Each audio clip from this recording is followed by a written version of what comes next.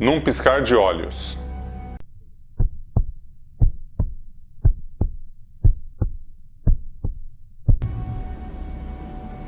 Num piscar de olhos.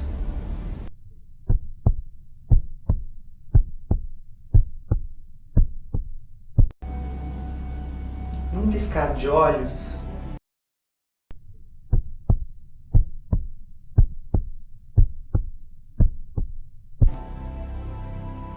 Num piscar de olhos.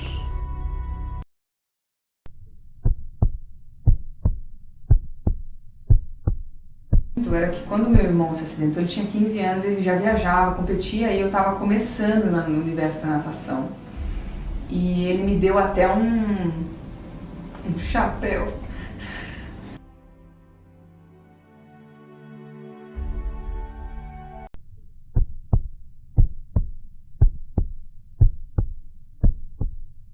Viu que a Mayumi estava se afogando e pegou e tirou ela da piscina.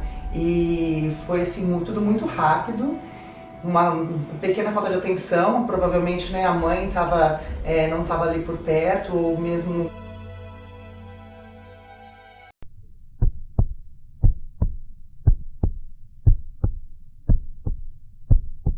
Basta um piscar de olhos para o seu filho se afogar.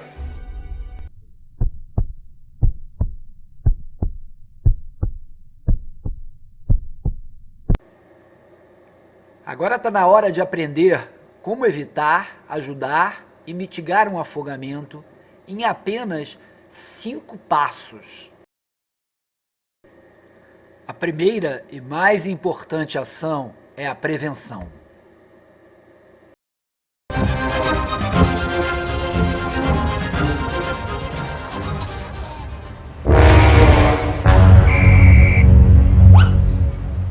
A prevenção reduz 85% desses acidentes.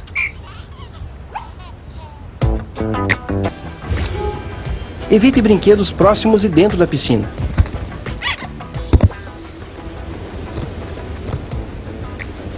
Instale cerca de isolamento ao redor da piscina com pelo menos 1,5 metro de altura, equipadas com portões e travas. E por segurança, não esqueça de desligar o filtro da piscina. Evite competição de trancar a respiração embaixo d'água. Boias e outros equipamentos infláveis passam uma falsa sensação de segurança. Eles podem furar, virar a qualquer momento ou serem levados pela correnteza. Prefira um colete salva-vidas. Pessoal, conheçam o Jorginho. Ele também é um guarda-vidas como eu e vai nos ajudar a ensinar alguns cuidados que devemos ter nas praias. Olá!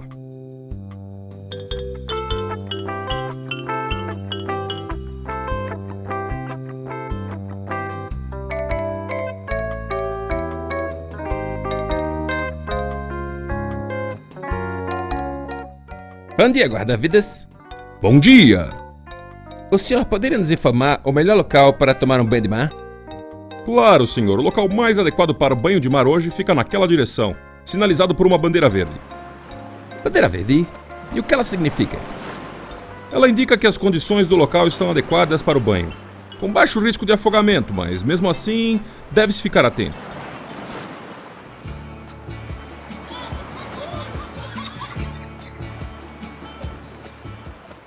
Legal. E quando as condições não estão favoráveis? Tem alguma sinalização também? Tem sim, dependendo do caso, usamos uma bandeira amarela, que indica aos banhistas uma área de médio risco de afogamento. Aconselhamos que aqueles que não sabem nadar não entrarem na água. Puxa! E quando há um alto risco de afogamento, usamos uma bandeira vermelha. Indica que ninguém deve entrar na água. É sinal de muito perigo. Devemos respeitar o mar. Caramba, é bom saber disso.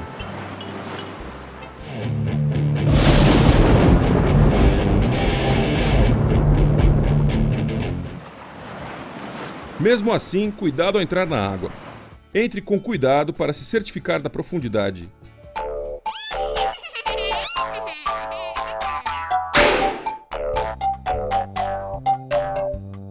Lembre-se, água no umbigo, sinal de perigo. Obrigado, até mais.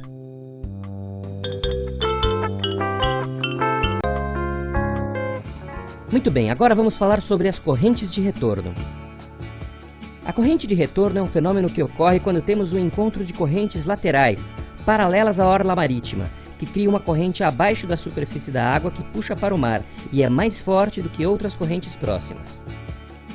Como vemos nessa foto. Olhando por cima como que de um avião, podemos ver como a corrente de retorno se forma. Duas correntes contrárias se encontram e um fluxo de corrente se forma, geralmente abaixo da superfície da água, justamente por isso é tão difícil de identificar. Se um banhista desprevenido for pego nessa corrente, ele é puxado para o mar, até o ponto onde a força da corrente se dissipa. Se acontecer com você, não entre em pânico. Caso não saiba nadar muito bem, acene os braços e não tenha vergonha de gritar por socorro. Se você souber nadar bem, nade transversalmente a corrente, de modo a escapar da corrente e ao mesmo tempo nadar na direção da praia. Não tente nadar contra a corrente. Caso você não saiba nadar muito bem, nade de maneira a escapar da corrente. E quando sentir que está livre, nade em direção à praia. Além dos cuidados com as sinalizações, se for nadar, evite bebida alcoólica, comer antes de entrar na água,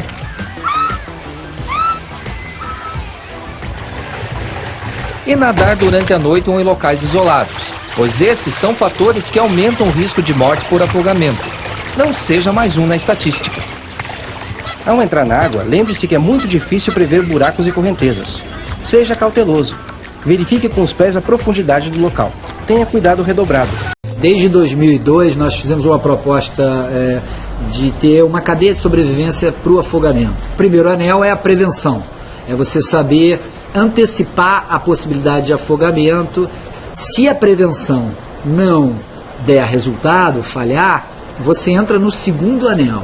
Diz respeito a como você identificar que alguém está precisando de ajuda, como ligar 193 e chamar o corpo de bombeiros para acionar o serviço de salvamento e poder fazer esse resgate profissionalmente.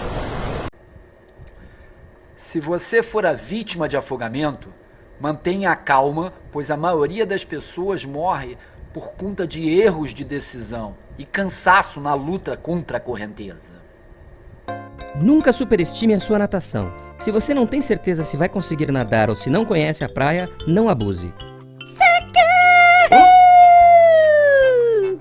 E quando você vir alguém se afogando, não tente bancar o herói. Chame um guarda-vidas ou peça ajuda de outras pessoas. Somente tente salvar alguém que estiver se afogando se você tiver certeza de que consegue fazê-lo. Sorte que nosso herói tinha um guarda-vidas por perto. O terceiro anel é aquele anel em que você se encontra ali na situação de ter que ajudar alguém. A primeira coisa a fazer é não se desesperar. Use todas as suas forças para flutuar. Não lute contra a correnteza, porque é assim que as pessoas gastam a energia e acabam se afogando e morrendo. Então, use as energias para flutuar, levante o braço e acene por socorro. Peça socorro. Alguém na margem do rio ou da praia vai ativar o sistema de guarda-vidas e vir ao seu alcance para te ajudar. O ideal é que você não se arrisque. O ideal é você não entrar na água, ajudar sem entrar na água. Como fazer isso? Ou seja, através de materiais. Você tem uma prancha de isopor, uma tampa de isopor, uma garrafa PET, uma bola. Qualquer coisa que flutue pode estancar essa hemorragia do afogamento, pode parar o processo de afogamento. Claro, se você tiver muita confiança e veja que não há como ajudar sem entrar na água, o ideal é que você entre na água, mas não se aproxime demais da vítima. Leve algum material de flutuação com você e entregue para a vítima antes de chegar perto dela. Assim você não está se expondo ao risco dela te abraçar e afogar você também. Quando a pessoa vai ajudar, às vezes com o afogado, isso acontece com uma certa frequência, o afogado acaba agarrando o surfista e ele acaba se afogando também. Qual a primeira coisa que o surfista deve fazer quando encontra um afogado? Então, a primeira coisa que ele deve fazer é entender se ele tem noção de ajudar ou não. Não se envolver, não se tornar uma outra vítima. A forma mais fácil de ajudar é entregar a prancha para a vítima e acenar por socorro, pedindo socorro à areia para o guarda-vidas. Esse tchauzinho assim é um sinal internacional de que você está precisando de ajuda. Davi Spielmann, eu sou diretor médico da Sociedade Brasileira de Salvamento Aquático. O que a gente quer com esse curso não é formar nenhum profissional, é dar a eles a possibilidade de ajudar alguém sem se meter em encrenca. Depois que você tirou a vítima de dentro da água, o que fazer nessa situação? Checou a resposta da vítima, ela não te respondeu, você aciona 193, pede alguém para ligar 193. Hiperestende o pescoço, ver, ouvir e sentir a respiração. Não tem respiração, você vai fazer 5 ventilações iniciais. Isso só em afogamento. Então você faz 1, 2, 3, 4, 5. Não respondeu, a pessoa não balançou o braço, não tossiu, não teve resposta nenhuma. Você tira o dedo do queixo, corre pelo abdômen, encontra o encontro das 2 últimas costelas, vira, tira a mão da testa, coloca ao lado dos dedos, a outra mão por cima e vai fazer 30 compressões. 1, 2, 3, 4, 5, 6, 7, 8, 9, 10, 11, 12, 13, 14, 15, 16, 17, 18, 19, 20, 21, 22, 23, 24, 25, 26, 27, 28, 29, 30. E aí volta a fazer 2 ventilações nesse caso.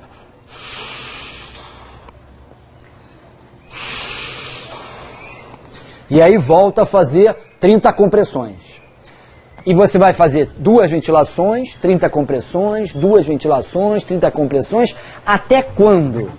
Até você estar exausto, não aguentar mais, ou a vítima responder e estar viva, ou até o socorro que você pediu através do 193 chegar em seu auxílio para assumir essa situação com equipamentos, com possibilidade então de levar ao hospital.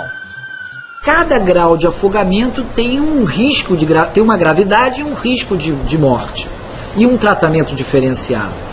Então, começamos pelo mais simples, pelo mais leve, aquela pessoa que passou um sufoco na água, estava na água e não estava conseguindo se salvar por si e não aspirou a água.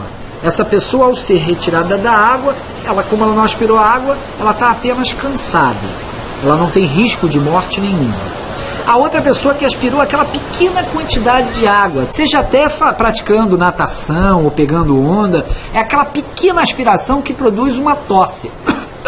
Isso é o suficiente para caracterizar um grau 1. O grau 2, ele já aspirou uma quantidade que afeta a troca de oxigênio. Há uma hipoxemia, que a gente chama, e essa baixa de oxigênio no organismo faz com que a pessoa respire mais rápido. Essa pessoa precisa ter uma oferta de oxigênio e ir ao hospital. Qual a possibilidade dessa pessoa, grau 2, morrer?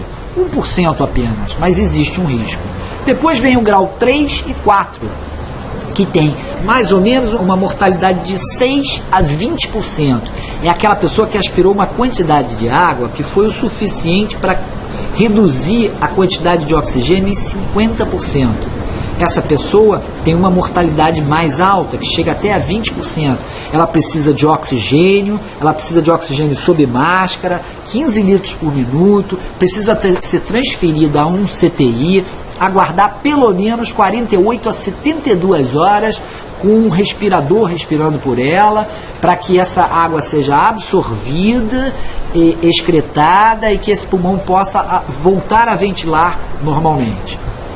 O outro grau de afogamento, que é o grau 5, é aquele grau de afogamento onde a pessoa já estava com o oxigênio tão baixo, numa situação tão desesperada, que ela parou, ela perdeu a consciência e parou de respirar. Essa pessoa tem de 30 segundos a 2 minutos para ser salva. Essa parada respiratória e perda da consciência, em 30 segundos a 2 ou 3 minutos, vai parar o coração. E aí você tem uma parada cardiorrespiratória. Tanto o coração quanto a respiração estão parados. Essa pessoa precisa ser retirada da água e ter ressuscitação plena, ou seja, ressuscitação cardiopulmonar. É o grau mais grave e a possibilidade de ser salva é em torno de 10% apenas.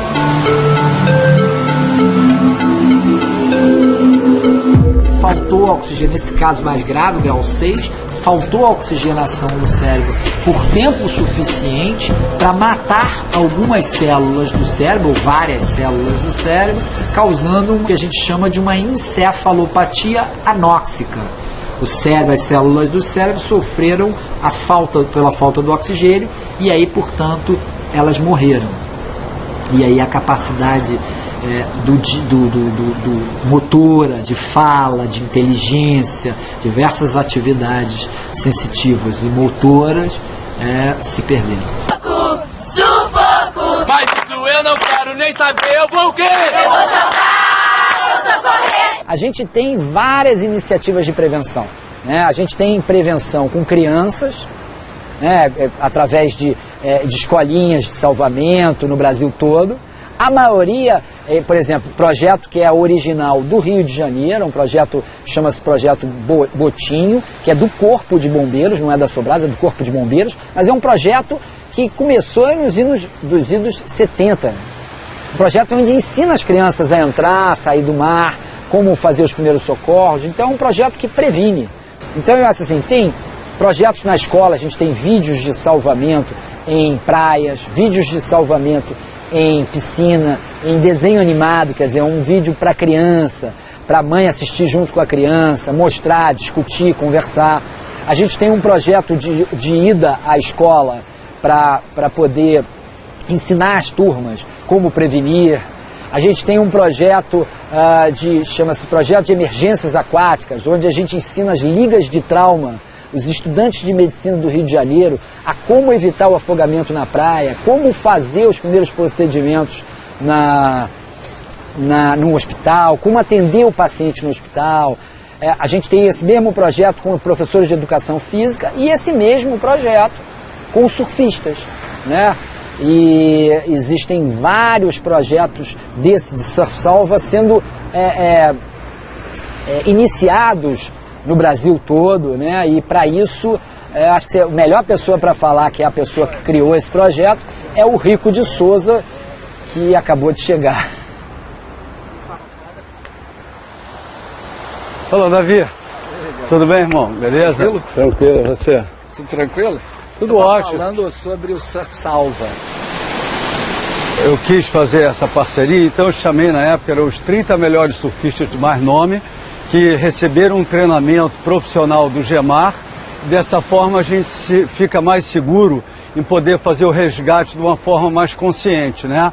E desde então já se passaram, sei lá, 20, 30 anos aí, a gente continua salvando as vidas, né? E é muito legal. E devido a esse trabalho, a gente também, através do Davi Spillman, que contribui muito com isso, nós passamos para as escolas de surf, né? Porque dá uma base aos instrutores das escolas a ter uma melhor qualificação. Então eu acho que isso daí podia ser ampliado para todo o Brasil, né? Porque é uma forma, o surfista está pegando onda naturalmente, ele já identifica o afogado antes mesmo dele se afogar, né? É uma prevenção, né? Então eu acho que a gente, no coração da gente, a gente está sempre em alerta, a gente é como um escoteiro, né? Está sempre alerta vendo quem está se afogando e verificando antes de acontecer, porque a prevenção é a forma principal, né? Todo surfista salva, sabe?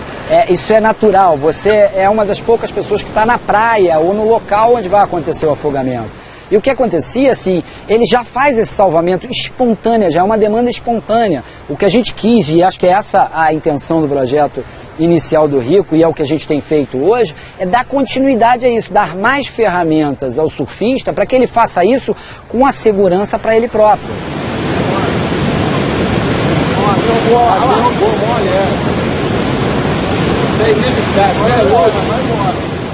Eu já me afoguei, né? E meu primeiro salvamento eu tinha uns 6 anos, estava pegando onda com prancha de isopor, na época era uma planunda, que chamava, e eu estava na praia de Copacabana, o mar estava em ressaca, era 1º de janeiro, e veio uma onda, eu estava com meu primo, a onda bateu na gente, levou a prancha dele, eu corri com a prancha, nadei com a minha prancha ao encontro dele, botei ele em cima da minha prancha, e aí para salvar ele, e aí bateu a segunda onda e carregou a prancha também. E aí nós dois começamos a nos afogar. Ele estava desesperado, eu estava tentando manter a calma, mas era uma ressaca e a gente achou que realmente ia morrer afogado. Isso eu tinha 6 anos. E aí de repente eu senti a mão do meu pai me tirando de dentro d'água, me agarrando e agarrando a ele e tirando nós dois de dentro d'água. Isso foi o que nos salvou.